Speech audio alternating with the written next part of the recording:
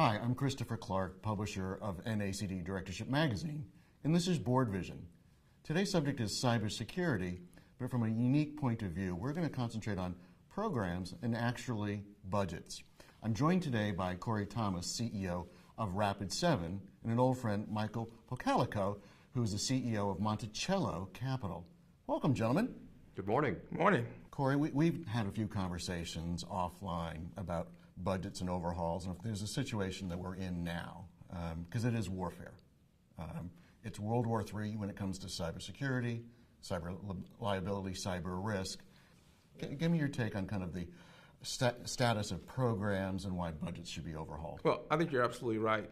And our premise is that cybersecurity programs and their budgets need to be fundamentally overhauled to acknowledge the basic reality that what we're doing today just isn't working. And our premise is that there are things we can do and things we should be doing to improve the overall security and transparency of our systems. Michael, you're a director, you're an audit committee expert, you're a fraud expert, you've got the trifecta here. Sure. What's your take on what Corey just said? Well, Corey's company, Rapid7, and a very few firms like them are critical for directors and for executives in any business, whether it's service manufacturing, certainly any international business, because the reality is this is not about data.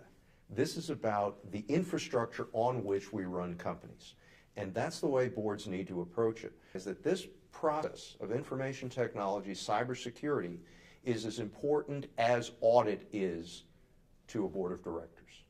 Talk about that seesaw, that balance of the right amount of money and budget before something happens, and that balance of intelligence, doing it smartly, that it's not just pouring money onto a situation. So the first thing that we recommend is make it a focus, make it a priority, develop a strategy, understand it. Once you've done that and once you've taken that into consideration, then what we recommend doing is sitting down with your executive teams and your IT teams and fundamentally understanding what are the drivers of risk for your business and what's happening in the context of the world around you. All right, I'm jumping right in here. As a CEO or as a director who allocates that funnel, but how can it not be a priority? Well, it often is not a priority for boards. There are really four trends that are active today. First trend, that we are finally seeing systems as accretive to profit rather than as a cost center. Okay. Second trend, we're recognizing cybersecurity more in the way we think of insurance, litigation, and risk management than as that guy who just wants to buy new toys. Okay. Third, the trend of the cloud has finally gotten the attention of the board, who have recognized that, wait a minute, very important pieces of intellectual property and of our strategy are somewhere, and I as a director may not know where they are. And the fourth trend is the deep integration of finance and accounting systems, because everything in finance today is online. Corey, what can organizations, firms specifically do? Because we've talked about raising the priority level at the board level, C-suite management, but what can you recommend? Yeah, I think there's three core things that every institutional organization needs to do. One, they need to define what their assets and what their exposure is. If you don't know what you have in your environment and you don't know how it's tied together, there's no chance that you'll ever be able to protect it. The second thing is we still live in a world where most companies and institutions tend to focus specifically on technology, and they're missing the core fact that right now, the weakest point in any company is actually the users and the employees. Every outside attacker knows that, and they're targeting the individual. And individuals and employees within companies are focused on productivity and getting the job done. They're not focused on security.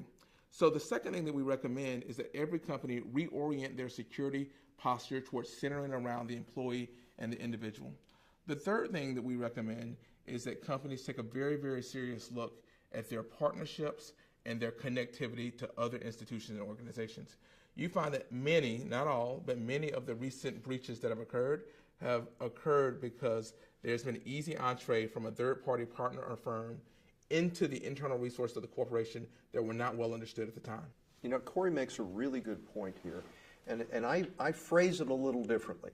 The risks that we're talking about are not actually cyber risks. They are not actually code risks. Those are a very, very small part of this business. The real risk is in the reliance on people.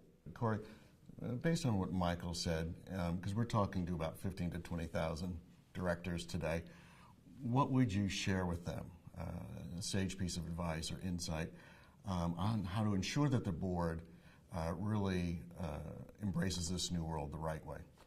The first piece of advice that I give the board is start the conversation and dialogue and make it an ongoing conversation. Too many times I find that I get called in to speak to boards and educate them. Too often they treat it as a point conversation, as an obligation to go through.